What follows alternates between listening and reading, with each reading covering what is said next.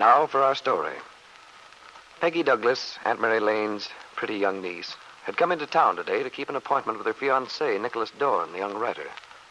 But first, she'd telephoned the bank, asked to speak to Bill Meade.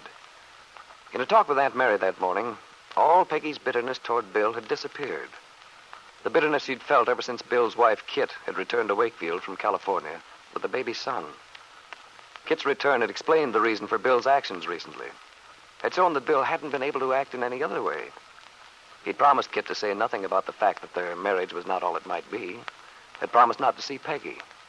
And he'd kept his word, even though he was painfully aware that Peggy couldn't be expected to understand. Today, the two young people had met in a place which had many memories for both of them. On the bank of the river, under a great weeping willow tree. Everything had looked the same to them as it used to, and without realizing it, they had slipped into memories of the past, remembering the dreams they'd had. But then Peggy had attempted to bring the conversation back to reality. Bill, the reason I wanted to see you today... Yeah? I wanted to tell you that I've lost all my bitterness toward you, and, well, I'm very ashamed of the way I treated you that morning you came out to the farm. Oh, don't worry about it, Peggy. It's water under the bridge now. But it makes me awfully happy to know that you don't hold it against me anymore. The way you acted, I was sure you hated me and always would. I admit that made me feel pretty low. I know, Bill, and that's what I want to tell you. I don't hate you at all. The hurt, the bitterness, all gone now. My feelings have changed completely. Peggy, I can't believe it. It's true, Bill, and I wanted you to know so that when we both go ahead with our new lives, we won't feel we're building them on unhappiness and misunderstanding. New lives, Peggy? I don't... What new lives do you mean? Well, Aunt Mary told me something about what you plan to do. And... You mean about the divorce? Yes, and that you want to have the baby. Take him and bring him up yourself. Yeah, I thought it all over, and it seemed the best thing to do. Of course, I can't be sure what Kit and her father will do. They probably won't go for the idea at all. In fact, Kit has definitely refused. Well, Bill, I don't think it's right for me to discuss your personal life with you, the way things are. But what I meant was that all that will make a great difference in your life. Yeah, it sure will. To tell you the truth, it sort of scares me. I can imagine. It won't be easy. I wish there were... What, Peggy? Oh, nothing. Anyway, things will work themselves out. No use to worry about it. As Aunt Mary always says, worry never got anybody anywhere. Yeah. Still, it's kind of hard not to sometimes. Yeah, I know it is. But you have lots of friends, Bill. That should be some comfort. There are ever so many people who stand by you. Oh, I suppose so. And you've got me for a friend. Just a friend, Peggy? You mustn't say just, Bill. Friendships are very precious. Oh, sure they are. I ought to be grateful. But somehow when I remember the way things used to be... Bill, I don't deny I couldn't. The plans we had, the sort of life we used to talk about, would have been wonderful. But everything's changed now. We couldn't. We couldn't start over? Are you sure, Peggy? Yes, I am, Bill. Now, well, it couldn't be the same. It would be a makeshift, just a sort of imitation of what we meant. There'd be too many things in between, things we'd each have to forget. I don't think we could. Maybe you couldn't. But that doesn't mean that we each can't find some happiness. Perhaps a different kind. But that's just the trouble. I don't want a different kind. I want the same kind. The same happiness we wanted together. Oh, Bill, I'm sorry. I can't say how sorry. But it's too late. Why is it? We're the same people. No, we're not. We'll never be the same. Peggy, if you didn't feel that way, if you only knew how sure I am that we could get back to where we were before. Peggy, you're shivering. No, I'm all right. Oh, but here, let me put my coat around you.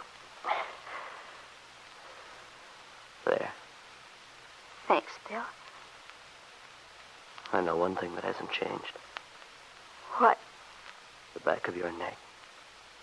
It's still just like a baby's. So white. All the little curls. Don't, Bill. You mustn't talk like that.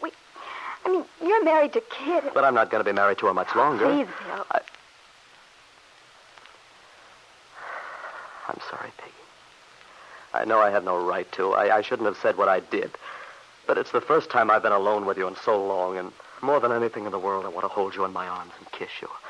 I can't help it. And I want you to, Bill. Well, then... No, Bill. But don't you see, Peggy, you haven't changed. You just think you have. I'm sorry, Bill. My mind's made up. Definitely. Well, then, there's no hope for us at all. Bill, I'm going to marry Nicholas Dorn in just a few days. Oh. Bill, I wish you'd try to understand. Oh, it's not that I don't understand, Peggy. I do, only too well. I ought to have known better than to hope. I kept trying to tell myself that, but somehow...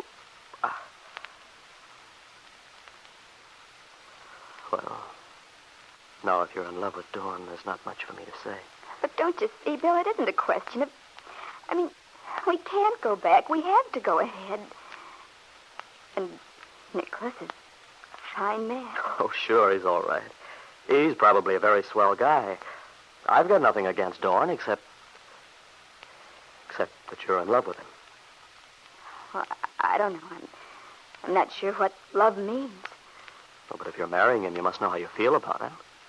Well, I know that we get along all right. We have fun together.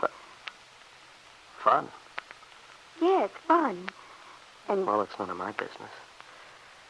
It just seems an odd way to talk about the guy you're going to marry. Is that the way he looks at it? That marrying you will just be a question of having fun? Nicholas and I understand each other. Yeah. Well... Nicholas is very sensitive, intelligent. He has a sense of humor. Okay, I get the idea. He's perfect. Oh, I didn't say that. Nicholas has his faults like everyone else. Oh, that's something anyway. Oh, Bill, please, don't feel bitter. It's been so wonderful to talk to you, straighten everything out. I don't want to spoil it. Okay, Peggy. I don't want to either. The main thing is I want you to be happy. And if marrying Dawn will do that, well, I'm all for it. Thank you, Bill. And I want you to be happy, too. Yeah. Well, that's another story. I'm only doing what I know I have to do.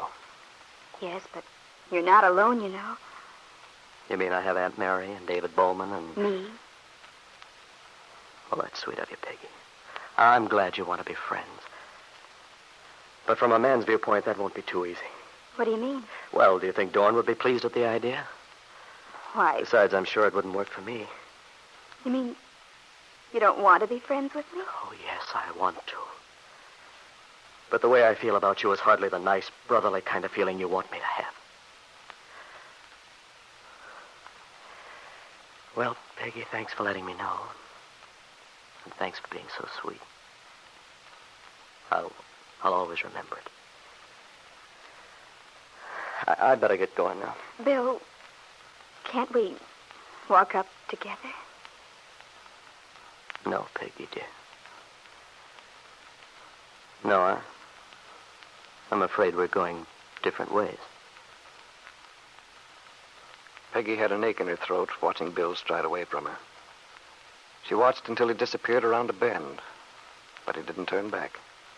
He didn't trust himself to. Perhaps Bill would have felt differently had he known something which his wife Kit had learned that same afternoon from the young man she'd met in the bar of the Brown Palace Hotel. For Nicholas Dorn had told Kit he did not intend to marry Peggy.